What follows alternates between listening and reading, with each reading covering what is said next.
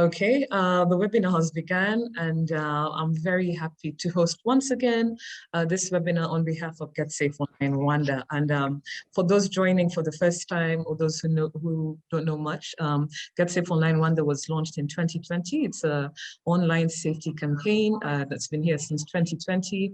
And what it does is to have monthly activities on different topics, talking to people about safe online behaviors.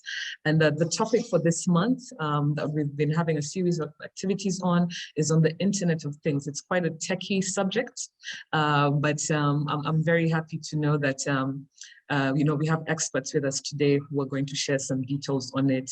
And the Get Safe Online in Rwanda is a partnership between the Ministry of ICT and Innovation as well as RISA. So that said, I would like to introduce our speakers for today. And the first speaker I'm happy to introduce is Sarah Sori-Cookson, who is the Communications Director at Get Safe Online. Sarah, welcome to the webinar. Well, thank you very much, Diana. It's good to be here, and hopefully we can help demystify a little bit about the Internet of Things and be helpful. Good to be here. Great. I would also like to welcome with us Diane Chuzuzo, who is the co-founder and CEO of Afriduino Limited. Thank you so much. I'm really happy to be here. I think it will be a very productive discussion. Thank you very much, Diane. And we are also joined by Martin Carlos Mizerwa, who is the General Manager in Victus Rwanda. He's also an ICT expert. Yes, thank you for having me. It's an honor and a privilege to be on this platform. Thank you. Hopefully we'll be joined soon by a representative from the Rwanda Information Society Authority, but for now we'll just kick off, and I'm happy to just, start talking about the Internet of Things. And if you'll allow me to just quickly explain it to our people who are logged in. It is a system of interrelated computing devices, mechanical and digital machines, objects, animals, or people that are provided with unique identifiers and the ability to transfer data over network without requiring human-to-human or human-to-computer interaction. From my understanding as a layperson, I'm not an expert. The way I understand it is, I'm sure many of you have seen this when you walk into your house and you ask a certain gadget, Alexa, to play a song or to, a device that connects to other devices in the house to maybe heat the house or open the curtains, or cameras, CCTV cameras that you can watch from your laptop and watch them into your house. That is my understanding of the Internet of Things. Basically devices that connect across different platforms, as well as also devices in people. So if you have a pacemaker, it sends information to, for your heart. If you have problems, this is what sends information to your health facility to keep track of how effectively the pacemaker is working in someone who has it. Again, I'm not here to explain it. I'm here to just briefly share understanding of what the Internet of Things is. And I'm happy to hear from our experts, and as well as panelists who are in the business of the Internet of Things as entrepreneurs, and here I'm talking about Diane. Before we kick off, I would just like to say that there's a Q&A session after we talk and have a conversation with all our panelists. So please put your question in the Q&A box. This is to our attendees, or in the chat, or raise your hand, and we'll be answering questions later on. So thank you very much. And of course, I would like to kick off the first question to Sarah, to the work Get Safe Online does. Get Safe Online continues to work with some 25 countries, providing unbiased, factual, and easy to understand information on online safety. And you've been doing this for several years, over 2 decades, almost 2 decades, if I'm not mistaken. So when it comes to the Internet of Things, Sarah, if you could share with us some of the safety advice tips that Get Safe Online promotes and shares in the countries it operates in, from countries in the Pacific, from countries, you know, in the West, in Europe, and also here in Africa. Yeah, what are some of the safety tips when it comes to the Internet of Things? Over to you, Sarah. Thank you. Yeah. Thanks, Anna. That's a really good description. I think when you think of the Internet of Things, it's quite hard to picture what is it, what are we talking about? And I think, you know, if you're looking at the home, it's anything that's connected to the internet that's not perhaps a traditional thing that you think of when talking about the internet. So traditionally we think of computers, tablets, but when we talk about the Internet of Things, it's about thinking of applications where we use the internet, which isn't necessarily traditional. So it might be a smart fridge, it might be a security camera at home. In Rwanda, for example, in business, it might be controlling your irrigation system on your farm. And so it's how the Internet of Things can help and enhance the way you live or the way you work in different places. What is in common with all the Internet of Things is that they are all connected to the internet in some way, and that's invariably usually by a Wi-Fi router. So if you're at home, it's your own Wi-Fi router, or if it's in business, it might be the business Wi-Fi router. And that's where we really focus the safety points when it comes to the Internet of Things. And to remember that if you have got something connected to the internet, it is always vulnerable to potential hacking or abuse in some way. So just not forgetting, just because it's not a traditional computer and it's a security camera or something else, if it's connected to the internet, it's still vulnerable to being hacked in some way. So the best thing you can do, there are 3 pieces of advice when dealing with the Internet of Things, and that would apply to business or home use. The Internet of Things has to be connected to the internet. Each piece of equipment will come with a password that has been set by the factory. The first thing you need to do is make sure that password, the default password, is changed to your own personal password, and it's something that's safe and secure and hard to guess. Usually with passwords, we recommend picking 3 random words and changing a couple of the letters for numbers so that it's something you can remember, but it's very hard to detect from a hacking point of view. So firstly, change the actual default setted password on the actual item. Secondly, your Wi-Fi router. So many people, whether it's business or at home, will forget to change the factory setting of their Wi-Fi router. And actually that is so important. So make sure your Wi-Fi router, the password there is not the default factory setting, and that again, you've changed it to one that's personal to you, that isn't shared with anybody that shouldn't have access to it, and it's safe and secure. And the third piece of advice when using the Internet of Things is that usually, and Martin and Diane will clarify this, I'm sure, it should come with manufacturer's booklet just to explain exactly how to connect to the internet, how it should work, etc. Read it, and if there's anything you don't understand, get in touch with the manufacturer just to make sure you're absolutely clear, you've connected it safely, you've got safe password set, and you can make sure that whilst using it, it's private and it's as secure as it can be from potential hacking, which is a low risk, but it's just a risk to be aware of. We do have lots of information on our website, which is getsafeonline.org.rw, all about the Internet of Things. So if you did want to know more, there is more there, but those are our 3 key points to start the webinar off with. Thanks, Diana.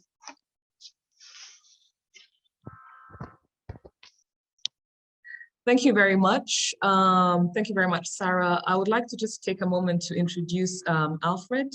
Alfred Ntaganda is here on behalf of the Rwanda Information Society Authority, and Alfred is an information systems security analyst. Alfred, if you can unmute, and welcome to the webinar. Thank you, Diana. Yeah, I'm sorry for delays that happened. I'm Alfred, as you said. I work with RISA, Rwanda Information Society Authority, as an information system security analyst. I'm happy and glad to be with you on this webinar. Thank you so much. Thank you very much, Alfred. Glad to have you. Glad to have you here with us. My next question is to you, Martin. Martin Carlos Gizera, like I said earlier on, is a general manager of Invictus Rwanda, and he also has extensive experience in the ICT field. Martin, my question is, as much as advanced and progressive the Internet of Things is, in terms of it being an emerging form of technology, if you could share with us, what are some of the challenges it presents, and how can users, in addition to what Sarah said, how can users, individuals and enterprises in this case, better protect themselves online when it comes to the Internet of Things? Thank you, Diana. I think, let me make this point, that the Internet of Things, or if I want to say the Internet of everything, as we are headed now, is rooted in society. It's rooted in human behavior, and it comes to fill either a vacuum or it comes to fill advancements in technology, whatever it is. So we need to understand that particular component, because that then speaks to how we interact with technology, how we interact with the internet, and what kind of things we allow our devices to do, or to what extent we give them access to our personal lives. There's two things I like to think about. The duty to protect, which is something that we always tell our suppliers or our vendors or whoever it is we come into contact with, is that you're the first line of defense, if you like. As you design these systems, these applications, you need to think about human behavior. We've all purchased devices which have, booklets which are 50 pages long, and we all know no one ever really reads them. But what we are trying to say is that, with that in mind, you need to be able to design a system that doesn't put a very huge burden on somebody that we know is not really going to read it. And as Sarah was mentioning, there are some simple things that you can do. For instance, you buy a device, change the password, and also the fact that you need to change it very often. There's a tendency to share access to our devices or to our networks, with friends, colleagues, and the like. And then we forget that we've shared it. And then, the person you shared it with shares it with somebody else, and then it ceases to become a secure password. So you must have, the presence of mind to be able to change it ever so often. When I come to the right to be protected, it also goes back to human interaction. We've seen people take videos of other people and post them online and do all sorts of things without their consent.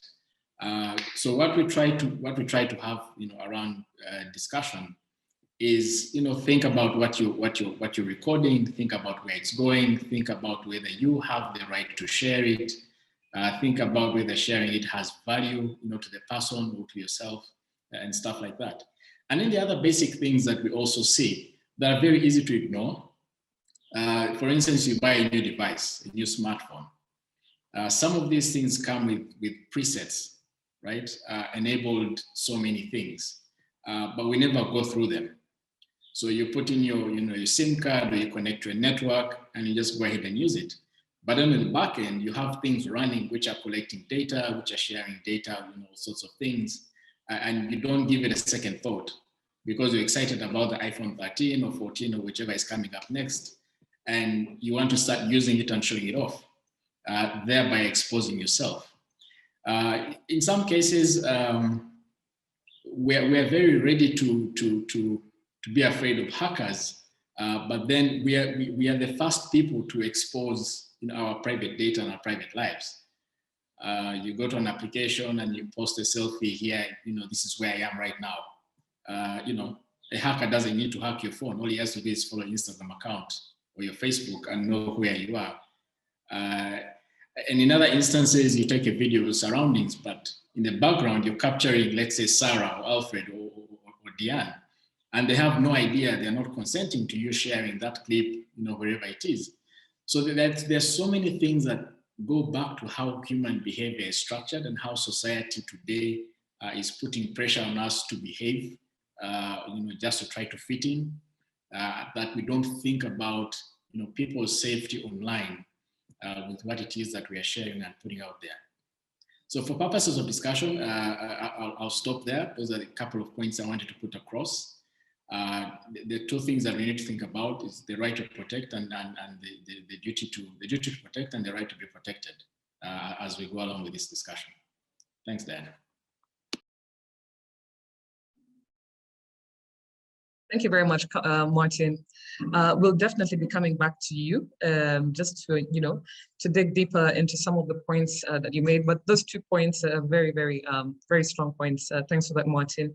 Alfred, I would like to ask you, you're here on behalf of the Rwanda Information Society Authority, RISA, and I would like, the question I have for you is from a government perspective. And if you could tell us the status of the Internet of Things in Rwanda. I know it's fairly new. The IoT is more prevalent in the Western world, in slightly more developed economies. But my question for you, Alfred, what is the status of IoT in Rwanda? The presence and use of IoT in Rwanda, but also tying this in with the adherence to cybersecurity. So what are we doing in Rwanda? Is government using it? Enterprises, are they using it? And in all this, the status of it, how do we use it while still making sure we are cyber secure for users? Over to you, Alfred. Thank you, Diana. The question is somehow big and hard, but I'm going to try my best to reply and respond to your question. To begin Alfred, with, I would like just to... a quick one. Yes. I don't know if it's my screen, but you're a bit blurry. I think you blurred the background, but you're also... Oh, maybe my camera. I think maybe you can wipe your camera. I don't know, but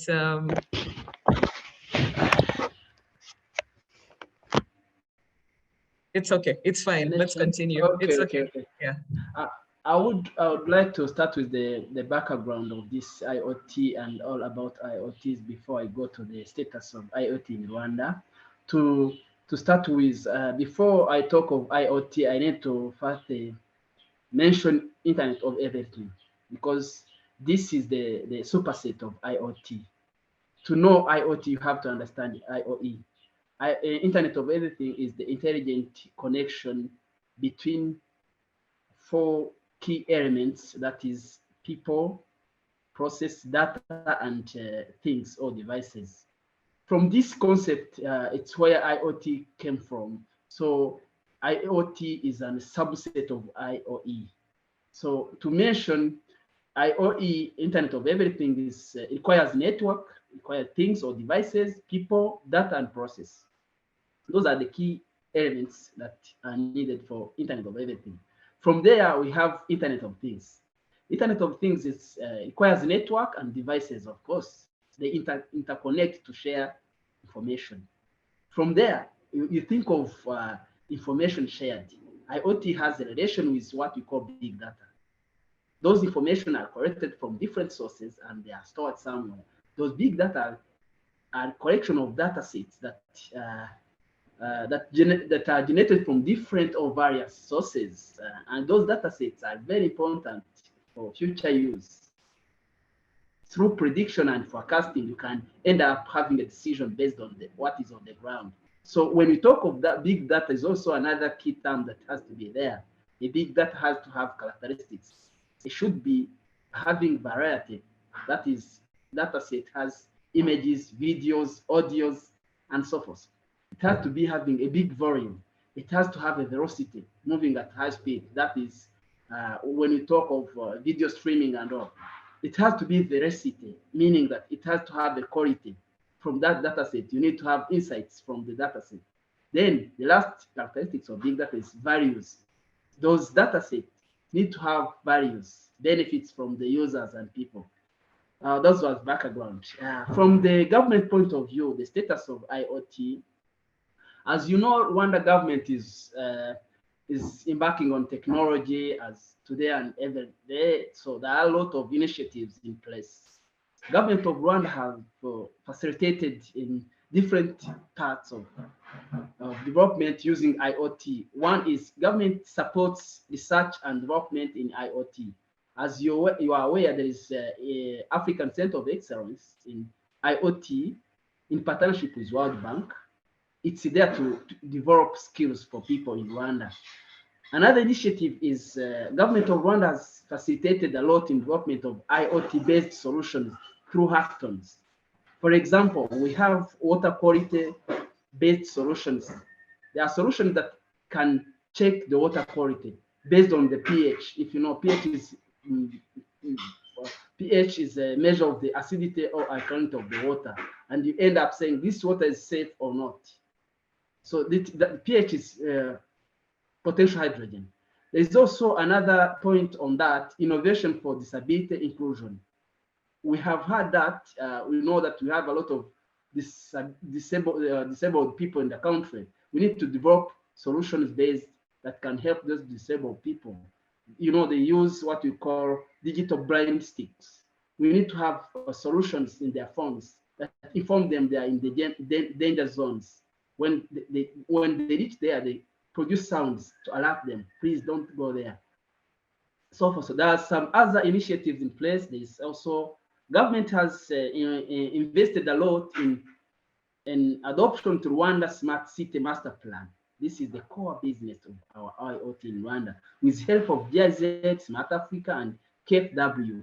There are a lot of projects within this, and some of them are smart irrigation. We have Center of Excellence in Horticulture in partnership with GIZ and Lab. We do irrigation that is scientific by use of IoT. We have some other initiative projects like Smart Waste Monitoring System. This will help Smart Africa. It was done by Rwanda with help of Smart Africa Secretariat, Kigali City, and Minai City. We have 5 places or 5 projects. 4 are public markets. Some of them we know: Chimirongo, Nyabugogo, Mulindi, and Zinia, and 1 model village, which is Karama. All of these places have sensors that monitor based on the bins or collection of sewages and what. So those IoT devices helps to monitor, to alert, to notify in case of bins are overflown. We have those services in place. So it helps in monitors wastes. It helps in monitoring wastes collection, frequencies, shows overflow, and so on. We have another project of air quality monitoring. You know, we have a lot of motor vehicles in place. There's a lot of jams in Kigali because of the loads. So we have had this initiative of monitoring air quality to see whether we have pollutants in our air we are smelling, or we have sensors that are measuring air quality or pollutants in air in different places. We have 18 sensors in Kigali. Some are fixed, others are mobile. So those that are fixed on some of the places. I can give examples. Like in Nyarutarama sector, we have 1 sensor. Lema building, this is Lema building. We have another sensor. We have a sensor at Kachu Library. So those are sensors that senses pollutants from the air, and they inform decision makers what to be done. We mostly sense or measure some of the pollutants, not all, of course. Some of the pollutants we measure are PM 2.5, PM10, ozone, and CO2. So those are most pollutants in our air. We measure according to the places, and we end up making decisions of the pollutants in the air. So there are a lot of projects in pipeline. We have another project of smart lighting, where we want to control the lights in Kigali and some other places of the country. We have other projects in pipeline like smart parking. You know, these cases, we want to highlight all the parkings in Kigali and some other places of the country, and we put sensors there. In case you park, it will sense your plate number. It gives you a message and alert. It will be very easy to account in places like Kigali and some others. We are also planning to have a command center in Kigali by next year. That command center will be controlling all those IoT enabled devices around the country to be able to real-time monitor what is going on in this or there. So those are a few of the points I've shared with you. Thank you, Diana, and the team. Thank you very much, Alfred. One of the things I want to touch on later on, thank you. to touch on later on is the IoT, the way we use IoT in a country like Rwanda, vis-a-vis the way, for instance, people use IoT in a country like England. I see that we use it mostly for, environment, for agriculture.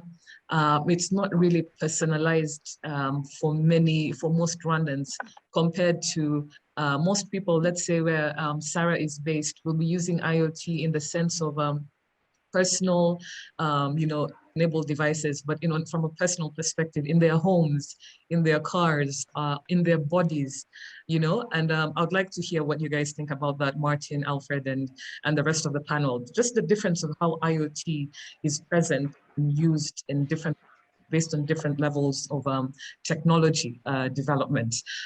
So thank you very much for that comprehensive explanation, Alfred. It's really interesting to see how Rwanda is using IoT, on a countrywide basis to push forward development, to inform policy. Like you mentioned, I had no idea it was that extensive. So it's really interesting to know. And thank you so much for your explanation. I'm definitely going to do some homework after this webinar and just see how extensive our use of IoT is as a country when it comes to sort of national or nationwide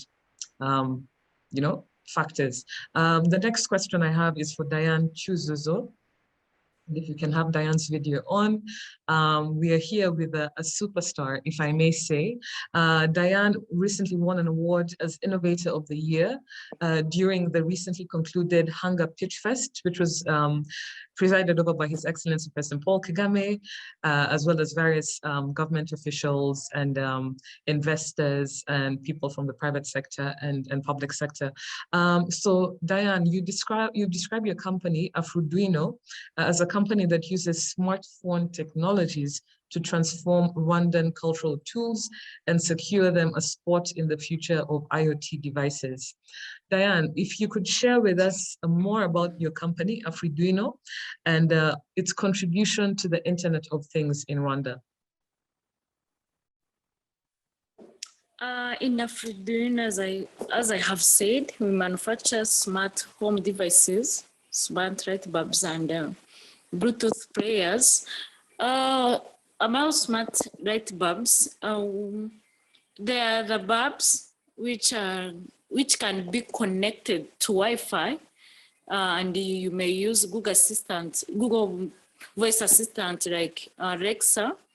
And let's take an example. You're abroad and you left your house and you want it to be like the lights on at 6 p.m. and off at 6 a.m. in the morning. You may still switch it on and off where you traveled to, and you can increase the brightness, decrease, you may change the colors. It's not only that, even for the people who doesn't use Wi-Fi, who don't even have Wi-Fi connectivity at home, they can still use e-link to use their light bulbs in their home without getting the connectivity to Wi-Fi. The idea came up when we were saying that we import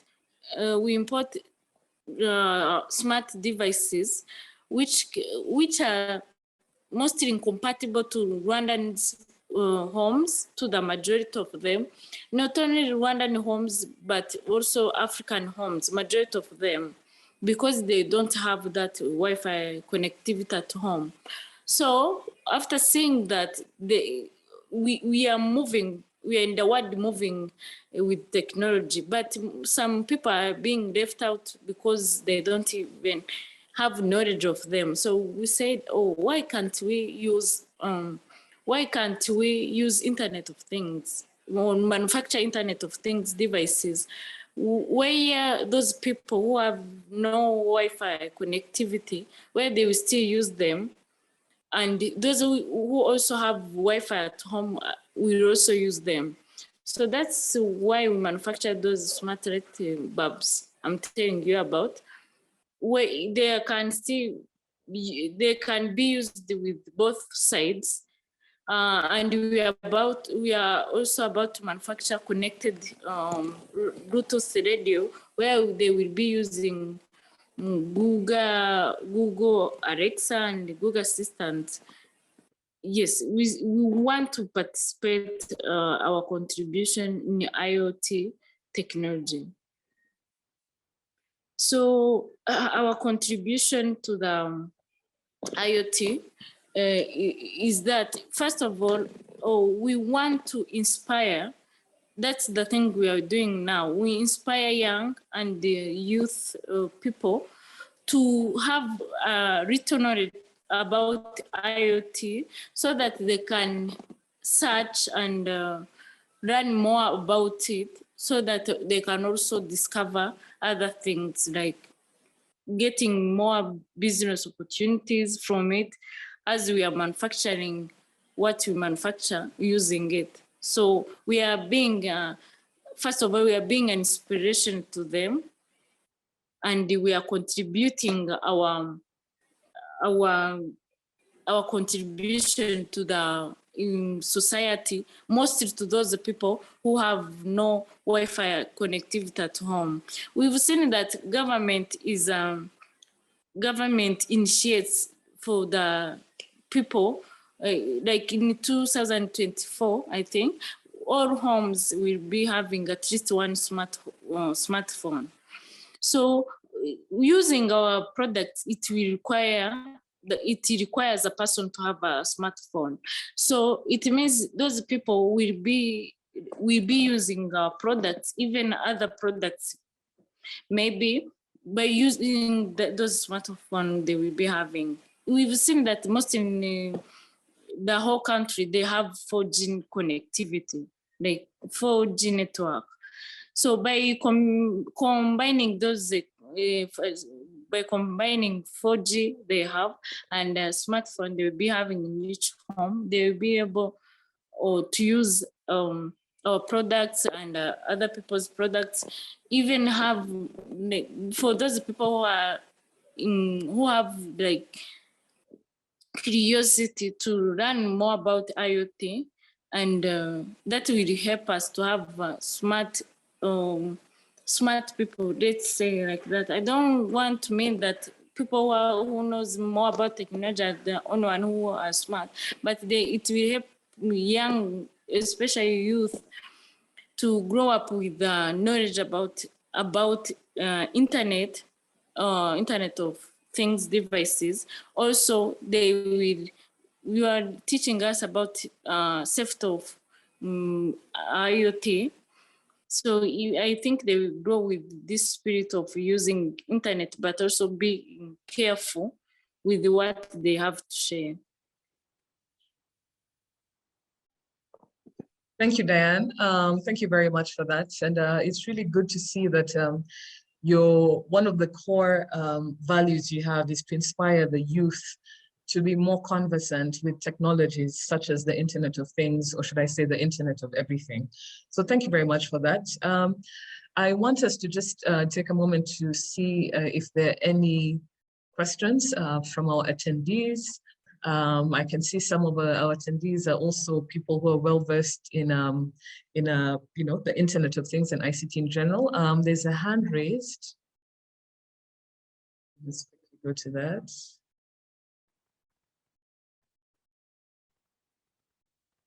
There's a hand raised from Steve and Casimir, and I will start with just Steve. His hand is raised. So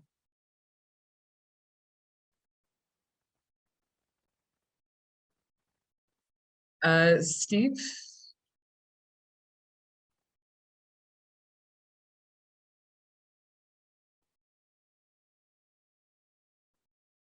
I don't know if Steve can ask his question. Hello? Okay, Casimir, you can ask your question. Okay, I'm Casimir from Kalong district. I'm a teacher in this district, but I have a question. Well, as a teacher, we don't have the access of having those devices using in the IoT. You see that as the other scientists, they can have the access of having for example, those who teach biology or chemistry, they can have the laboratory.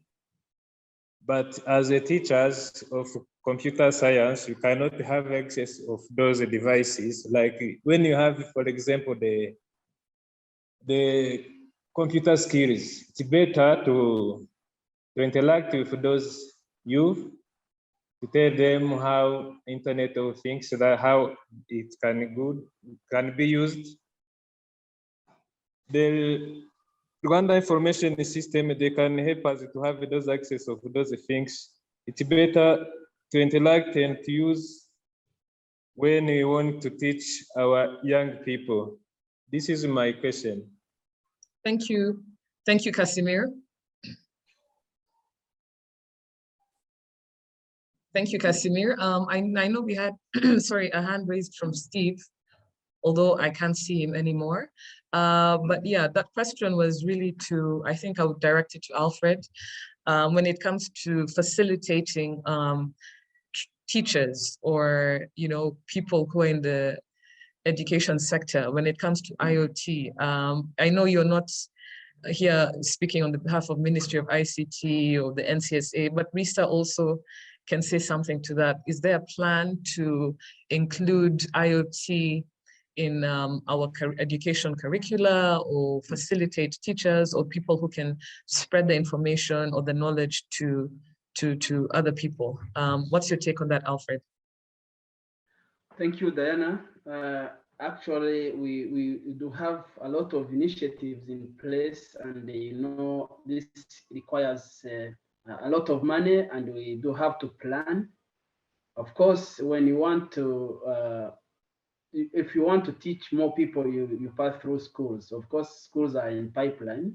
We do have plan with Ministry of ICT and the National Cybersecurity Authority through trainings, awareness campaigns, and then empower them with some of the equipment to be used. As you have seen, Rwanda Digital Acceleration Project, we have started with vulnerable people from local villages.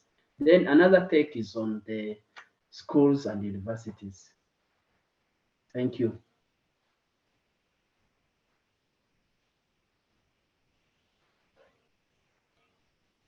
Thank you very much, Alfred. Martin, and to the rest of the panelists, yeah, I just want to talk briefly on the difference of how IoT is used in different countries, different economies. I don't know if you have, Carlos, is there something you'd want to share on that? And Sarah, Martin, I'll start with you. Thanks, Diana. I think it really goes back to how society is structured and how our daily livelihoods are being shaped, as well as the demands of society. I know Sarah will speak to this. Technology has pervaded the society so much, I guess, like England, that it's almost, you don't give it a second thought to have a particular bit of smart technology installed in your house or wherever it is. Having said that, the cases that we are seeing in Rwanda is quite interesting. There is a massive uptick in demand for IoT devices. If you look at the health and fitness industry, almost everywhere you go, someone is wearing a Fitbit or a smartwatch that has that tracks the health details of how far they've walked, how far they've run. So these things are picking up very fast. In the homes themselves, you talk about CCTV. The demand is massive. It's growing. We are talking about the requirement now to have intelligent building across the city of Kigali. So as exposure has grown, and as the value of having connected devices grows, so does the demand. There's something that Alfred mentioned with regards to data that informs decision making. Almost everywhere you go now, there is a sensor. You might see it, you might not see it, but that sensor is collecting data. He talked about environmental analysis data and stuff like that, which informs urban planning or urban settlement, if you like. So both at the national level, at the national planning level, but more so we are seeing it in homes, even just beyond the CCTV. These smart appliances are now everywhere. Whether the actual value is being properly taken advantage of, or if there are some limitations on the other side. But these things they are really spreading, and I see the market growing leaps and bounds over the next 5-10 years. And having said that, also there comes in the need to get safe online, because sometimes we do buy things with little thought to how the system architecture is designed, and where this data is stored or curated, and what happens with the information that they pick from the device you have in your home. So that's what I can speak to that. I'll let Sarah chip in as well. Thank you, Martin. Over to you, Sarah. Yeah, thanks, Martin. And it's really fascinating to hear, Alfred, how the Internet of Things is being used in Rwanda and how it's expanding. And I think when we're looking at different countries, we work in lots of different countries across the Commonwealth. And if I talk from the England perspective, I think one of the risks with the Internet of Things, we're seeing it evolve very quickly in people's homes. So in the UK, a lot of people will have Alexa on their kitchen table. They'll have a smart meter monitoring their electricity. They might have smart lighting in their phone, so that smart lighting in their house, which is all again connected to the internet. And I think people are adding these devices into their households, but sort of disconnecting and forgetting that they are connected to the internet, and there is a risk that these items can be hacked and can have an impact on your life in some way. And I think that's the barrier as people, as individuals, just are picking up more and more items and devices that are connected to the internet, and people aren't thinking of them as internet devices. That's where the risk lies, which is why just getting, as Martin said, just getting the basics right and thinking about human behavior and what you personally can do to make sure that anything you're using is being so as safely as possible is a really strong way forward. And it's that people behavior. You can't, like Martin was saying earlier, that is the first line of defense.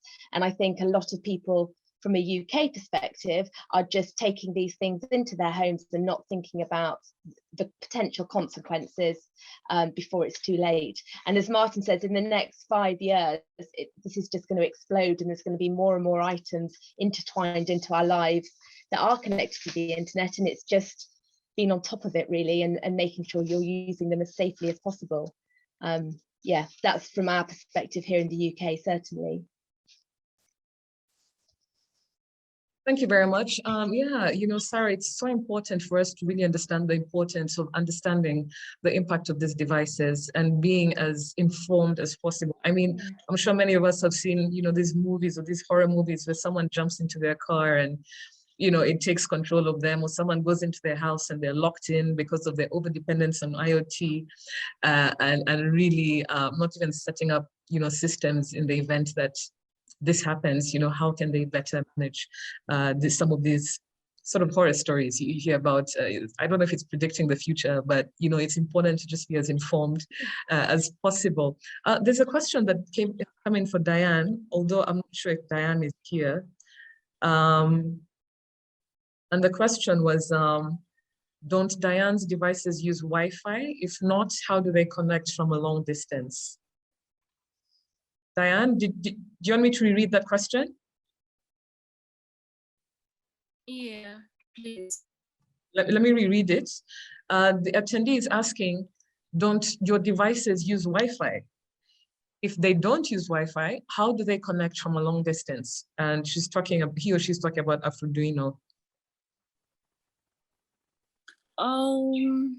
Let me first of all describe what we do. We use Rwandan culture shapes in manufacturing those smart light bulbs and Bluetooth prayers. We manufacture them and use the cover. The cover is shaped in our non-cultural tools. The creating of our products. Let's take an example.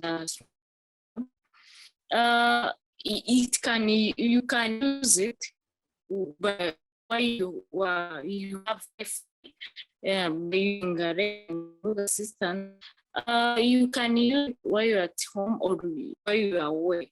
Let's take an example. I mean,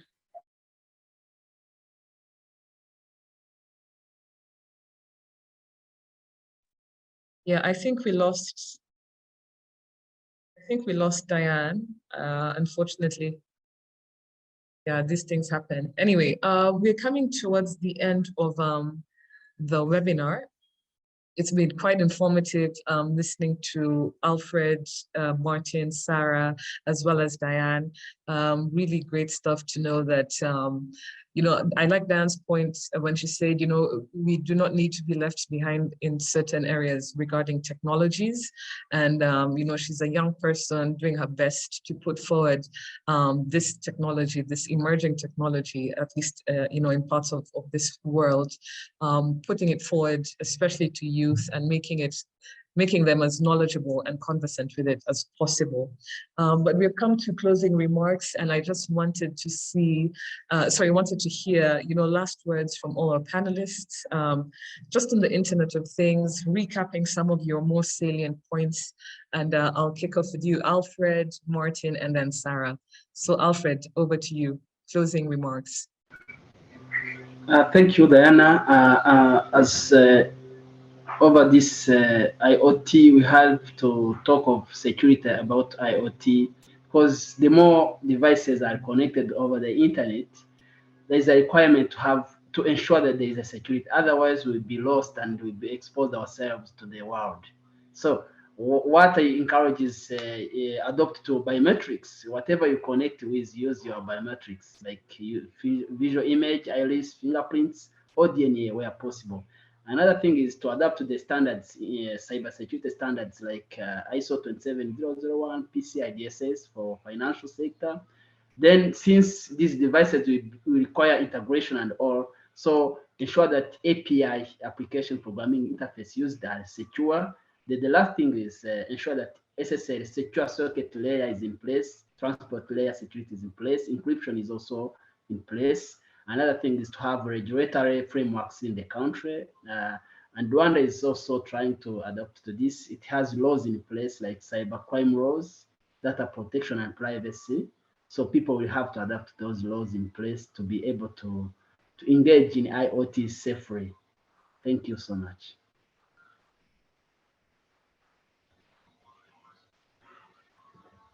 Thank you very much, Alfred. It's always a pleasure having you on our webinars. I know this is not your first time, and I just really like your technical aspect of really explaining things as simply as possible. Before we go to Carlos, Martin, Carlos, I have one more question. I feel really we won't do this justice, and we have 5 more minutes left anyway, if we don't answer it. This is a general question, and really I think that it really reflects what many people think when they think of this sort of technologies that are dependent on, you know, it's not a human behind it, devices communicating to each other, you know, using artificial intelligence, so to speak. And this question is, can't this new technology be harmful to society? So I don't know if you want to just take a go at looking at, can it be harmful? What do you have to say? Alfred, I'll start with you since you're yeah. Just briefly. Yeah, let me, briefly, what I can say, it is not. The first is having skills, equipped, and adopt easily. So if people are equipped and skilled, this will not be a harmful or a problem to them. Thank you.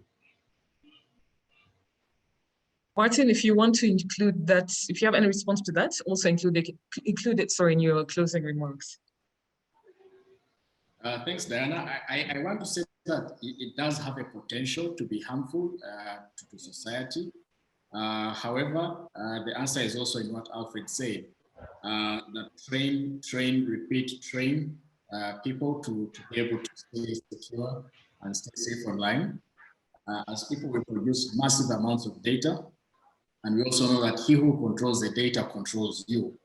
So you need to make sure that you're able to take control of the data or the control of the device before it takes control of you. Those are my closing remarks. Thank you, thank you. I know, take control of the data before it takes control of you. It's a pity that, you know, we have questions coming in at the last point, but I guess people were listening based on the, on listening to our panelists before they could send questions. We have another comment here. Again, we still have time. And this comment is from Steve. And I think earlier on he was trying to ask it, but couldn't.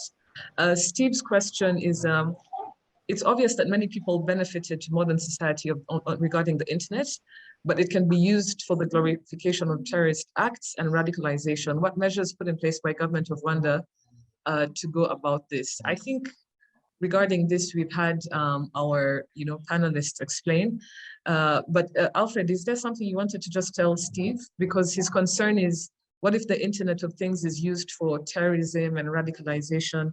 Is that relevant? Do you think that's what IoT can enable? Sure, the question is varied, but the answer to it is we ensure that we have legal and regulatory framework in the place. And we do have conventions with other international countries like Malaba Convention, Budapest Convention, to mention but few. There are a lot of conventions that will help in extradition and punishing the criminals in such a case. But the intent is not punishing or what. The first thing is to educate. If you are educated, you will behave as educated. Thank you. Thank you very much. I can see Diane is here. She had a network problem, unfortunately. Diane, before we go to Sarah, if you could give closing remarks. I was talking about our product. You can, as I was explaining, as long as your smart light bulb is connected to Wi-Fi, you can use it either you're at home or you're away. What it requires you is having a smartphone. You download the apps, so you will get connected. As you know, IoT devices, it helps you. You just use one device by, as long as it's connected to many devices, by just having one is enough. You can still control others. So it's the same. You just control your devices by using your smartphone. Either you're at home or you're away, you will still use it. You can switch on, off, control it and regulate as much as you want. If you're not connected to Wi-Fi, your devices are not connected, what it requires you to be at home, you will evening app, so you will control your devices using phone.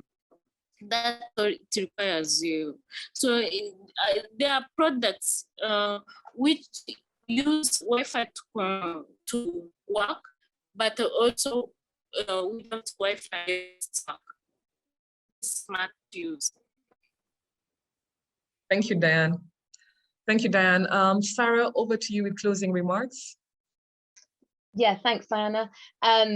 Get Safe Online, that the ethos is very much that the internet is an amazing place and it provides so many benefits to so many people. And I think the same applies very much here with the Internet of Things, you know, whether it's your business or living your day-to-day life, it provides so many benefits, but it's about doing so safely. So using them with your eyes wide open, protecting yourself, protecting your data, making sure you have secure passwords connecting you to the wider internet, and then reap the benefits, whether it's your business or your home life. It's about maximizing and using the internet in the best possible way, and it provides so many opportunities, the Internet of Things.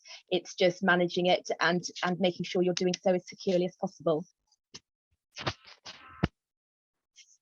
Thank you very much, Sarah. I'm glad we are on time. We are on time, and I'd just like to tell our participants, who are here, for more information, especially on the Internet of Things and everything else you can think when it comes to the Internet, social media, cyberbullying, financial transactional safety, please feel free to visit www.getsafeonline.org.rw.